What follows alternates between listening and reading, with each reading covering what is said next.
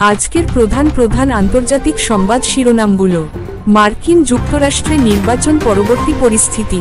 Donald Trump পুনরায় নির্বাচিত হওয়ার পর তার প্রশাসনে গুরুত্বপূর্ণ পদে নিয়োগ প্রক্রিয়া চলছে। শোনা যাচ্ছে প্রযুক্তি উদ্যোক্তা ইলন মাস্ককে প্রতিরক্ষা মন্ত্রীর দায়িত্ব দেওয়ার বিষয়ে আলোচনা হচ্ছে।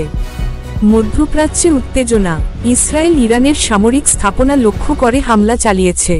এর ফলে তেহরানের আশেপাশে বেশ কয়েকটি বিস্ফোরণের আওয়াজ পাওয়া গেছে। এদিকে গাজায় ইসরায়েলি হামলায় বেসামরিক মানুষের মৃত্যু এবং বাস্তুচ্যুতির সংখ্যা বেড়ে চলেছে।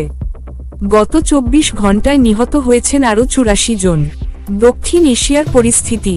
ভারতের প্রধানমন্ত্রী নরেন্দ্র মোদী অভিযোগ করেছেন বাংলাদেশ থেকে আসা অনুপ্রবেশকারীরা ঝাড়খণ্ডের জনমিতি পরিবর্তন করছে। অন্যদিকে ঢাকায় আন্তর্জাতিক ভূরাজনৈতিক সম্মেলন অনুষ্ঠিত হয়েছে, যেখানে নোবেল বিজয়ী ড. মুহাম্মদ ইউনুস উদ্বোধনী বক্তব্য প্রদান করেন। প্রাকৃতিক দুর্যোগ।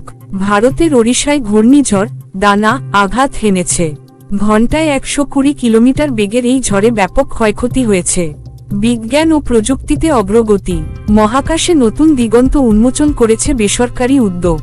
স্পেসএক্স এর নভোচারীরা প্রথমবারের মতো ক্যাপসুলের বাইরে স্পেস ওয়াক সম্পন্ন করেছেন। পরিবেশের সংকট। ভারতের দিল্লিতে বায়ুদূষণের মাত্রা বিপজ্জনক পর্যায়ে পৌঁছায়।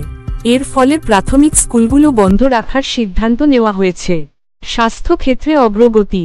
স্টেম সেল প্রতিস্থাপনের মাধ্যমে দৃষ্টিশক্তি ফিরিয়ে আনার ক্ষেত্রে সাফল্য দেখিয়েছেন গবেষকরা। এই আবিষ্কার ভবিষ্যতে চিকিৎসা ক্ষেত্রে বড় ভূমিকা রাখবে। অপরাধ ও অভিবাসন।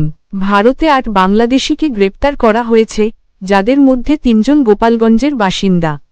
এদিকে পশ্চিমবঙ্গ ও ঝাড়খণ্ডে বাংলাদেশি অনুপ্রবেশকারীদের বিরুদ্ধে ব্যাপক অভিযান চালানো হচ্ছে। বিনোদন জগতে নতুন সংযোজন।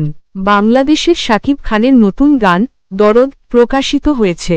গানটি ভক্তদের মধ্যে ইতিমধ্যে সাড়া ফেলেছে। শিক্ষা ও উন্নয়ন।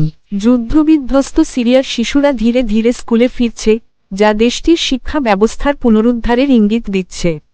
অর্থনীতি। ইন্দোনেশিয়ায় ধনী ব্যক্তিদের সম্পত্তি বেড়েছে, তবে মধ্যবিত্ত শ্রেণীর ক্রয় ক্ষমতা নিয়ে উদ্বেগ রয়েছে। মানবাধিকার।